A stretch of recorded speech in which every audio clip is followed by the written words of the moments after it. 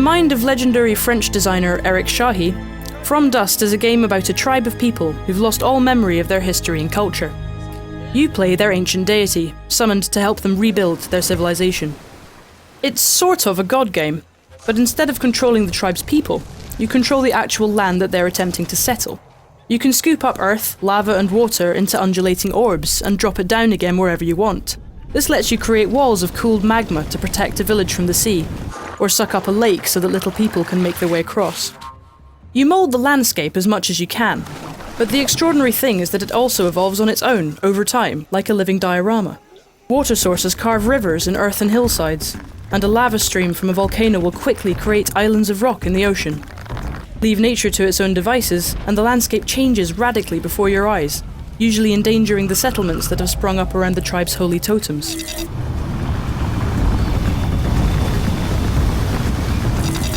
From Dust is a game that could only have happened on this generation of hardware.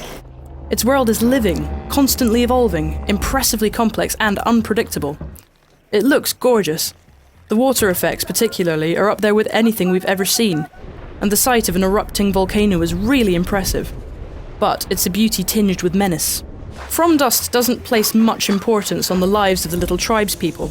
You're not penalised when they die, which is just as well because they will die, a lot, swept away by massive tsunamis or burned to a crisp by wildfires raging towards their villages. Rather than a sort of divine landscape gardener, you're the only thing between the tribe and the certain death that the vicious elements of nature are trying to visit upon them.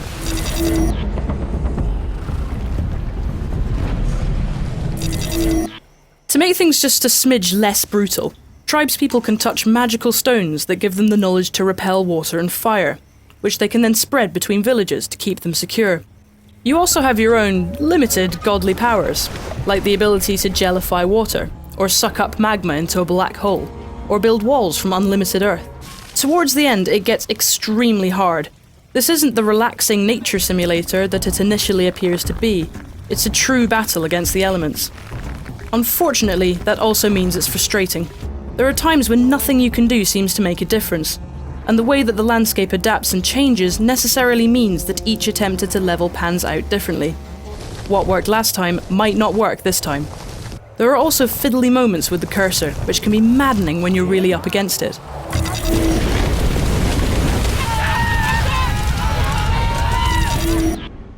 This game can make you feel quite existential. No matter how hard you try to push back against the seas and the sputtering volcanoes that threaten your tribe, many of them will die. It makes you think about the power and ruthlessness of nature. The tone changes quite dramatically as the game goes on.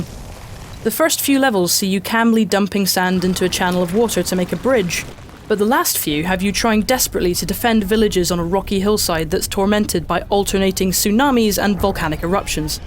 The deep shuddering of an eruption or the sight of a towering wave in the distance is ominous and unexpectedly affecting. Most god games are all about giving you power, but in From Dust, you're always essentially powerless in the face of nature. It's a unique experience and a thought-provoking one. It's also a very beautiful game. However frightening the power of the elements can be, it's fascinating to watch as lava drips down a mountainside and little deltas form at the foot of a hill. The initial thrill of shaping the landscape and playing with those elements never fades. Although it's a ferocious challenge, From Dust is a memorable and highly unusual game, one that leaves a lasting impression.